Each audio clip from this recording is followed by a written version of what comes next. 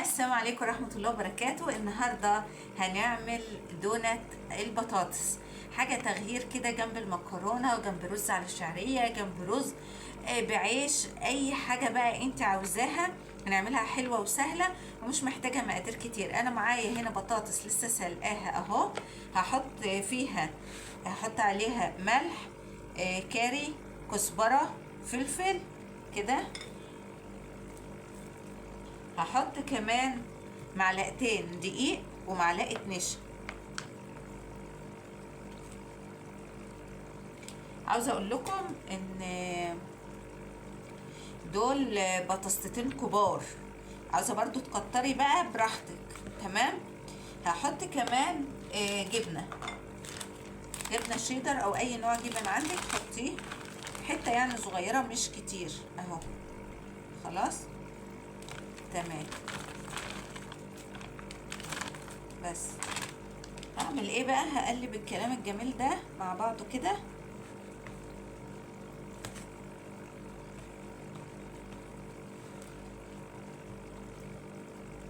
يلا صلوا على الرسول وانزلوا في الكومنتات، اشتركوا في القناة واسعدوني بتواجدكم معايا. هفضل بقى ايه اعجن فيها بايدي حتى لحد ما تبقى بيرفكت. عجنتها اهو كويس قوي. هاجي هنا بقى معايا زيت ومعايا طبق هحط فيه جبنه.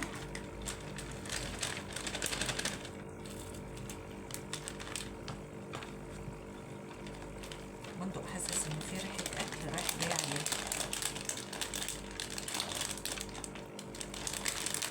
وقفل ازاي؟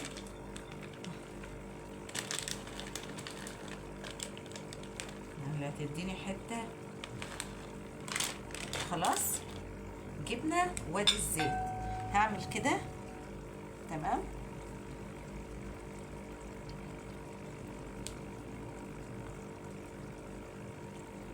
هعكي ايدي بالزيت خالص كده وهمسك الحته كده. تمام. انا عاوزه البطاطس ما يبقاش فيها اي نوع من التكتلات يا بنات. كده هحط هنا على الحروف كده الجبنه. انا عاوزه بس هنا اوريكم كده. احط كده الحروف، احط عليها الجبنه كده، اثبتها كده.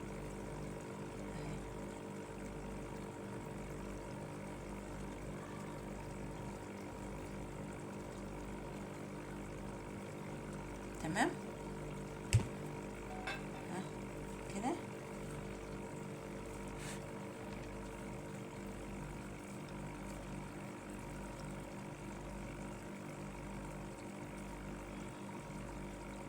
هاجي هنا اللي انا عملتها اهي، هحط دي عليها كده، اكبرها كده اهو واقفلهم على بعض.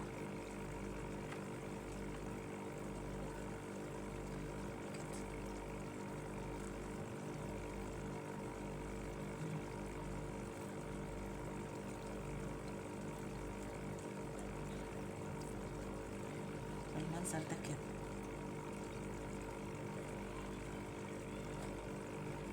خلاص تمام. هعمل واحده كمان قدامكم اهي. الزيت معايا في ايدي عشان يسهل عمليه ان هي ما تلزقش في ايدي بالمنظر ده. وهعمل كده.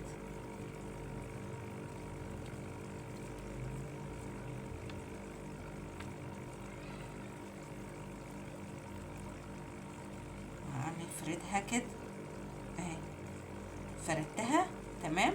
اجيب بس الصينيه بتاعتي اهي، هحطها هنا كده وهحط الجبنه حواليها.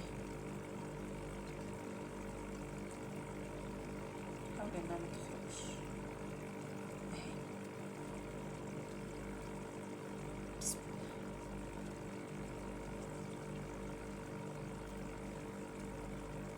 كده تمام. هعمل بقى التانية واحطها فوقها اهي.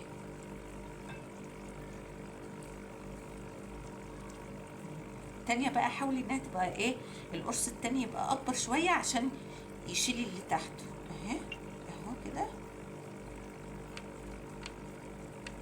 تعالي بقى يا اختي يا عزيزة اهو، واقوم جاية الله عليك، اقوم حاطة كده.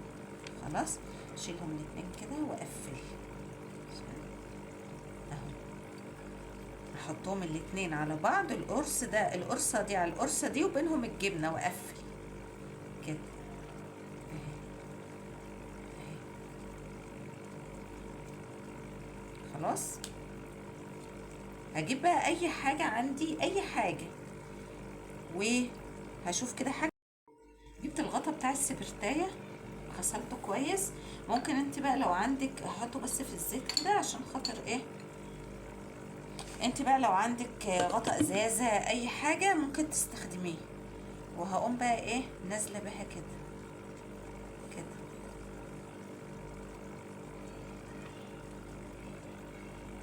بالمنظر ده.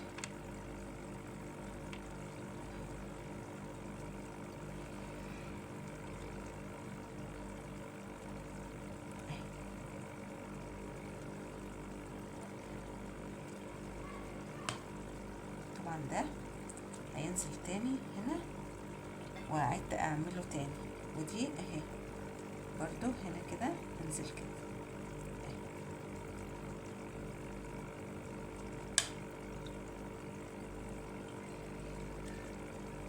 اهي. دونات دي ولا مش دونات اهي.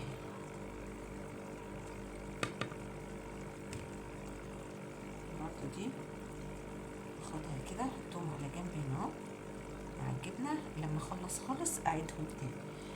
هنشتغل بقى ان احنا هنعمل قرص نحط عليه الجبنة، نعمل قرصة تانية نحطها فوقها، ونجيب ده ونقوم ايه عاملينها. هعمل كمان واحدة معاكم اهي، تشكيل يا جماعة للعيال، يعني العيال بتزهق من الاكل، وعشان احنا بنمشي على وتيرة واحدة بيزهقوا. حتى والله ما بنجيب اكل من بره برضو بيزهقوا، بيبقوا عاوزين حاجات اختلاف وحاجات مختلفة. فاحنا لازم ننوع ولازم نخلي في اختلاف في الاكل، والعين تحب الاكل اللي شكله حلو اهي. حطها برضو هنا كده اهي كده، حطها هنا. احط الجبنة بتاعتي بالمنظر ده كده. انا بحاول بس النص اللي انا هاخد منه اللي هنزل بيه ده اخليه فاضي من الجبنة. انا الجبنة بحاول اوزعها على الجناب بس، عشان كده كده اللي في النص ده هيبقى فراغ. هعمل كمان واحدة واقوم حاطة دي على دي.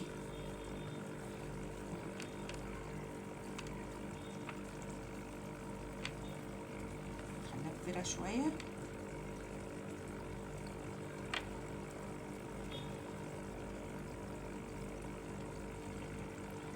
هجيب دي احطها على دي اهي، واقفلهم الاتنين عامله زي البرجر، اقفلهم الاتنين وادخل الجبنه كده واقفل اهي.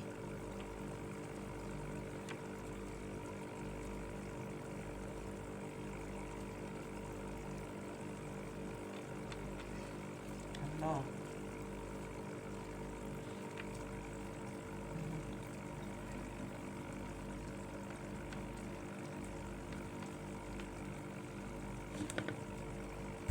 هنزل بقى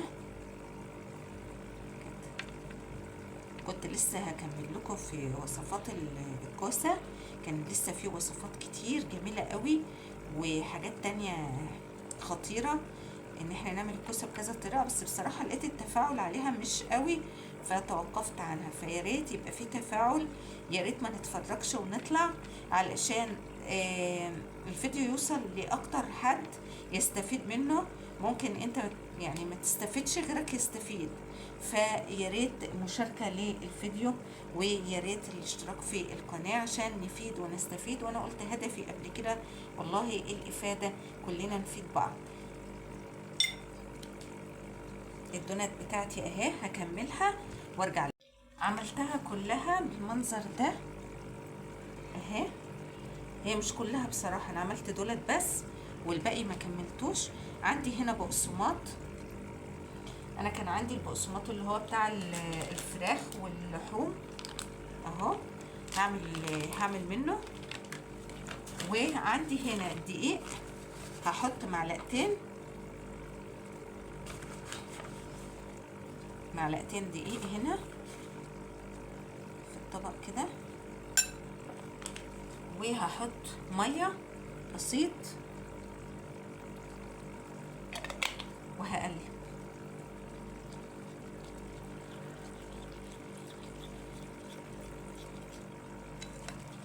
عاوزه شويه ميه كمان، انا مش عاوزاها سايله قوي ولا ماسكه قوي، اللي هو يا دوبك يعني خليط يكون متماسك شويه. خلاص تهيألي كده تمام.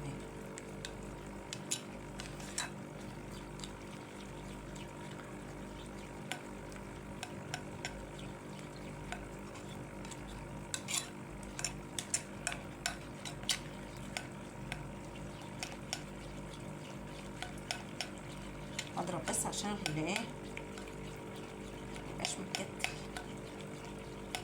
عشان الخليط يبقى كده مش ماسك ولا سايب قوي. انا عاوزاه يكون تقيل بس مش التقل اللي هو ماسك قوي يعني، من غير بيض ومن غير اي حاجه، عشان يعني في حساسيه فيه كده. عاوزه بقى ممكن تحطي بيض براحتك. خلاص يبقى انا معايا البقسماط ومعايا الدقيق بميه، وتحطي بقى شويه ملح وبهارات. هاجي هنا كده انزل هنا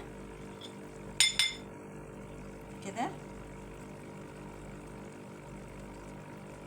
اللي هو ايه، ادخلها هنا في الدقيق واطلعها بالمنظر ده كده، وانزلها في البقسماط.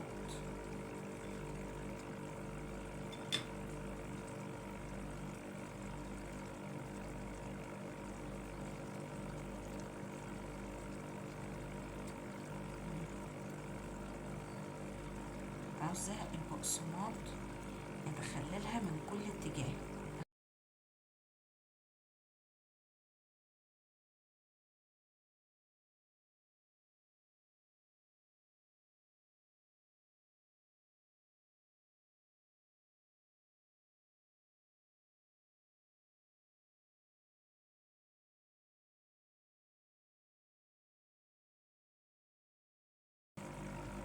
اعملها بقى كلها، غلفتها اهوت بالبقسماط والدقيق، وهسيبها بقى في الفريزر لمدة ساعة. كل ما زودتي في المدة كان افضل بالنسبة لك.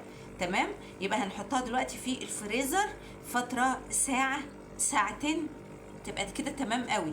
وبعد كده هناخدها هنقليها في زيت غزير، وهنشوف النتيجة هتطلع عاملة ازاي. يلا، سبت الدونات في الفريزر ساعة، وكل ما تسيبيه اكتر يعني ممكن تسيبيه من بالليل للصبح بيبقى افضل.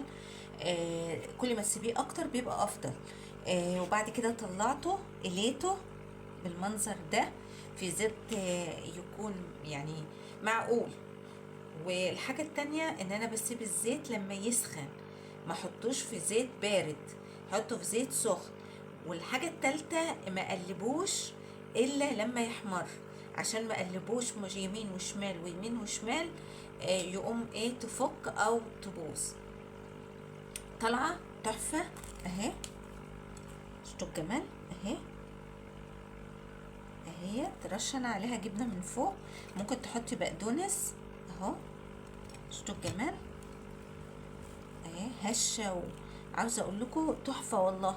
شوفوا العظمة اهي، شوفوا الجبنة من جوه حاجة تحفة تحفة. شوفوا الجبنة تحفة وطعمها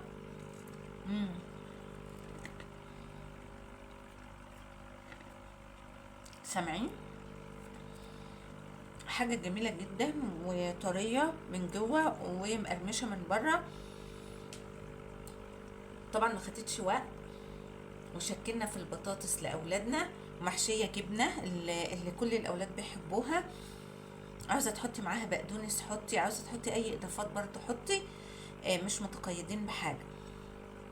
اهم 3 تريكات اللي احنا قلناه، يتحط في الفريزر يعني فتره معقوله، ممكن يوم او يومين.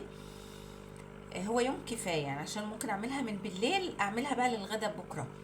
الحاجه التانية ان انا ما اقلبهاش كتير وتكون في زيت سخن. يا رب تكون الوصفة عجبتكم، ويا رب أكون بقدر أقدم لكم كل ما هو جديد وكل ما هو مفيد في يوميات ماما ويوسف. أستودعكم الله، والسلام عليكم ورحمة الله وبركاته.